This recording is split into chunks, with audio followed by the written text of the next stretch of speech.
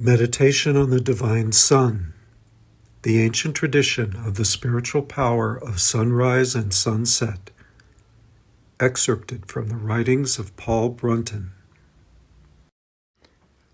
The sun is God's face in the physical world. A profound feeling of reverence for the sun should be part of worship, the visible orb being regarded as the vesture worn by the great being behind it.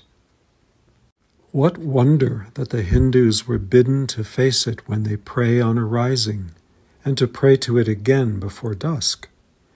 Ancient mystery schools of initiation required seekers on the spiritual path to be found in the midst of performing this exercise when the sun was half risen above the horizon.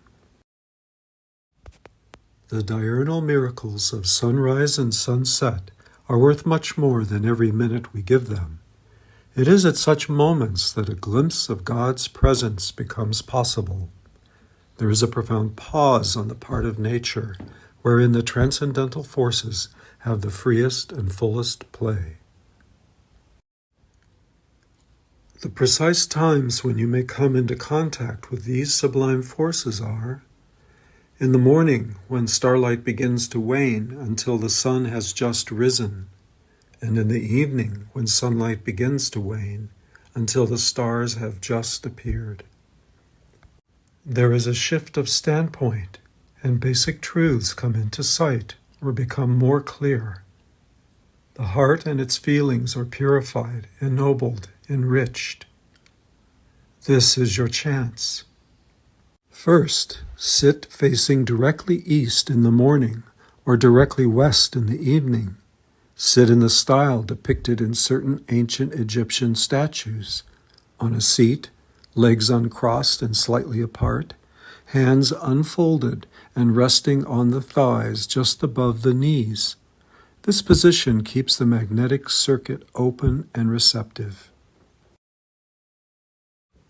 Do not look directly at the sun, as this may cause damage to the eyes. Fix your gaze instead upon the colored sky. Rays of light at these hours possess the latent power to assist healing. The second stage is to partake of the profound inner pause, to experience within what is actually occurring within the greater existence of which you are part, the sun behind the sun.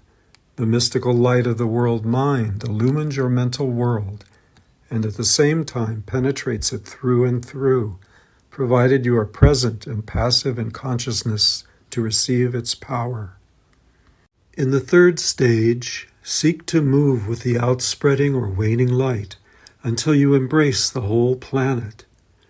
Picture yourself as a purely mental disembodied being, as a formless consciousness, while at the same time striving to identify sympathetically with the life of all beings, plant, animal, or human.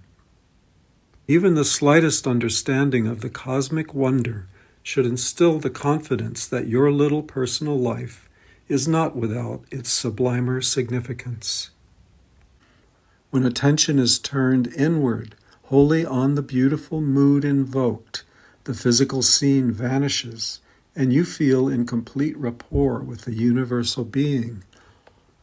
When you feel something of this relationship as a loving response, cease trying to absorb support from the all and begin to pass it out compassionately and share its grace unselfishly with others.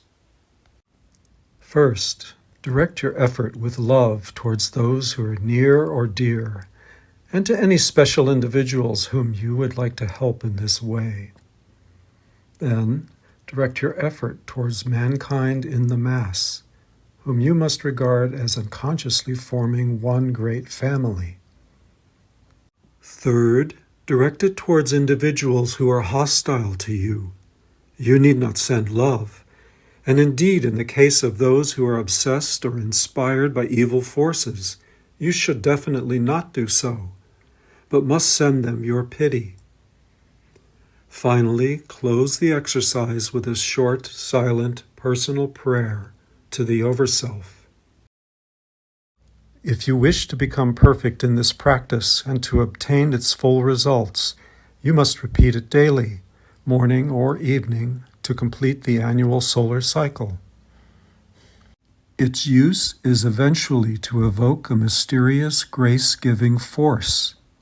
It shall, by its own inherent intelligence, lead you to the exquisite blessedness of this discovery, that despite all appearances to the contrary, you live environed by a matterless world in which your own destiny is inescapably divine.